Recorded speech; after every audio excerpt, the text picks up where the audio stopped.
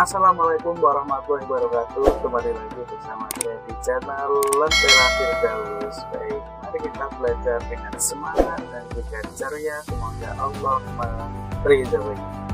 Baik anak-anak, sebelum kita melakukan pembelajaran, mari kita berdoa terlebih dahulu. A'udzu billahi minasyaitonir rajim. Bismillahirrahmanirrahim.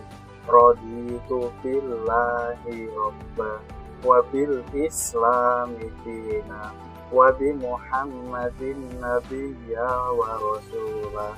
Rabbi zidni ilma warzuqni fahma. Rabbi shrahli sadri wa yassirli amri wahlul 'uqdatam min lisani yafqahu qawli. Amin ya rabbal alamin. Baik anak-anak, mari kita belajar kelas 6 pada pembelajaran atau pelajaran 5. Baik, untuk tema pada saat ini yaitu keteladanan Rasulullah Shallallahu Alaihi Wasallam dan sahabatnya. Di atas ini merupakan contoh perilaku yang Rasulullah Shallallahu Alaihi Wasallam ajarkan kepada umatnya. Yang pertama adalah mendengarkan nasihat dari ayah. Kita diwajibkan untuk mendengarkan nasihat dari orang yang lebih tua dari kita. Yang kedua, ada gambar minta izin sebelum berangkat sekolah. Nah, kita juga diwajibkan untuk meminta izin kepada orang tua ketika kita mau berangkat sekolah atau ketika kita mau keluar kemana saja. Yang ketiga itu adalah saling berjabat tangan ketika bertemu.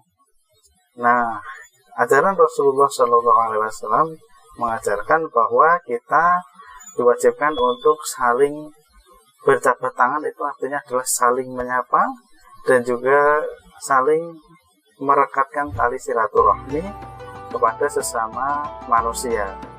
Yang keempat adalah ada gambar orang yang sedang berdoa sebelum makan. Nah, kita dianjurkan untuk berdoa terlebih dahulu sebelum melakukan kegiatan.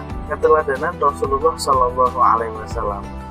Sebelum kalian mempelajari kisah keteladanan Rasulullah SAW, kalian pasti pernah mempelajari tentang kisah 25 Rasul dan Nabi Allah Subhanahu wa Ta'ala. Nah, di kisah itu Nabi Muhammad adalah yang disebutkan paling terakhir. Karena apa? Karena Nabi Muhammad SAW merupakan Nabi yang paling akhir yang Allah berikan mukjizat atau Allah berikan wahyu, diangkat menjadi Rasul, dan tidak ada Nabi atau Rasul setelah Nabi Muhammad. Maka dari itu Nabi Muhammad disebut menjadi Nabi akhirul zaman, jadi Nabi yang paling terakhir sampai besok hari kiamat. Nah, kita mempelajari Nabi Muhammad ketika masa kecilnya. Nabi Muhammad Shallallahu Alaihi Wasallam sejak kecil merupakan anak yatim piatu. Maka dari itu beliau sangat mencintai anak yatim dan menganjurkan umatnya kita untuk merawat dan mendidik serta mencintai anak yatim. Di samping itu, Nabi Muhammad Shallallahu Alaihi Wasallam itu terkenal sangat jujur, sehingga beliau pada masa itu dijuluki dengan Al-Amin, yang artinya adalah orang yang sangat jujur. Sikap jujur tersebut sudah diperlihatkan sebelum beliau diangkat menjadi Rasul. Rasulullah Shallallahu Alaihi Wasallam berhasil menggagalkan tumpah darah antar kelompok. Jadi ceritanya ketika itu Ka'bah itu sedang direnovasi dan ada beberapa kelompok di kota Mekah itu ingin meletakkan atau saling berebut meletakkan Hajar Aswad setelah renovasi Ka'bah itu selesai. Nah, terjadilah perdebatan antar kelompok tersebut. Maka Nabi Muhammad Shallallahu Alaihi Wasallam memberikan solusi, dan solusi itu diterima oleh semua golongan yang berdebat tersebut. Nah, solusinya apa? Solusinya yaitu Nabi Muhammad tiba-tiba mengambil selendang yang besar dan menyuruh golongan-golongan tadi itu memegang di ujung-ujung atau samping-samping selendang tersebut dan mengangkat Hajar Aswad dari tanah ke tempatnya itu bersama-sama, sedangkan yang meletakkan Hajar Aswad itu langsung Nabi Muhammad Shallallahu Alaihi Wasallam.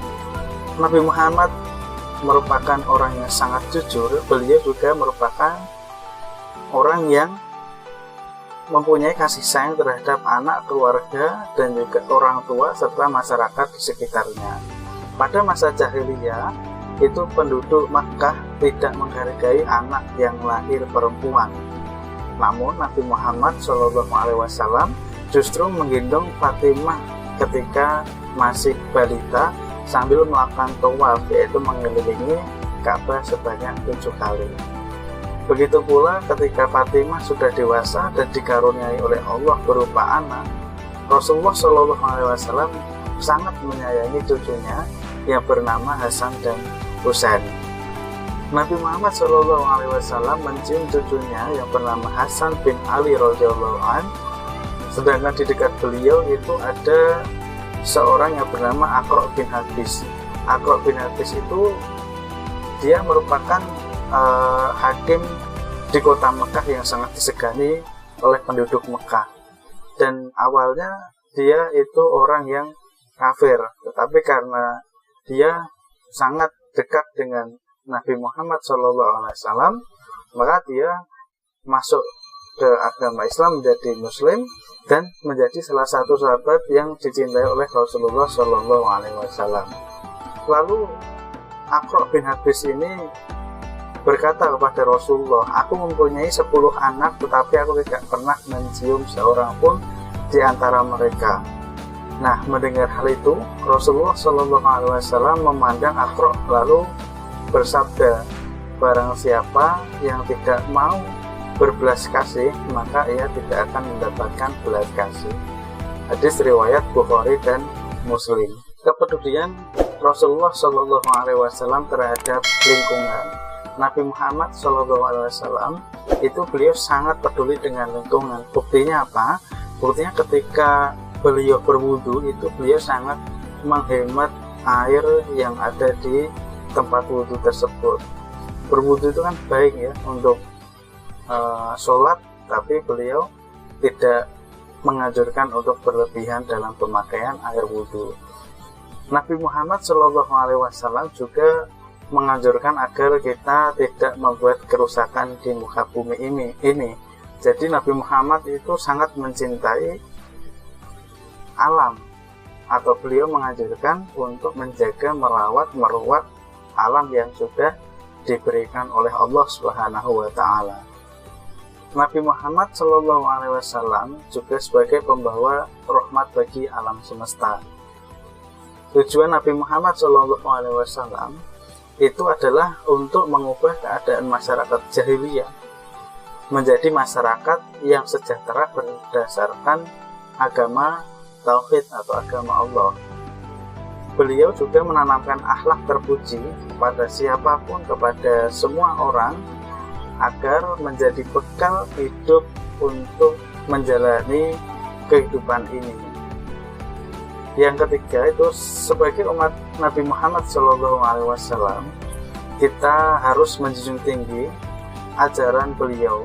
Misalnya kita bisa meniru tindak laku beliau, kita bisa mempelajari dan mencintai apa yang ada pada diri beliau. Maka dari itu kita perbanyak sholawat agar besok di yaumil akhir kita bisa mendapatkan syafaat dari Nabi Muhammad SAW. Sekian untuk pembelajaran pada hari ini. Semoga materi keteladanan Rasulullah Shallallahu Alaihi Wasallam menjadikan manfaat bagi kalian. Sekian, wabillahi taufiq wal hidayah. Wassalamualaikum warahmatullahi wabarakatuh.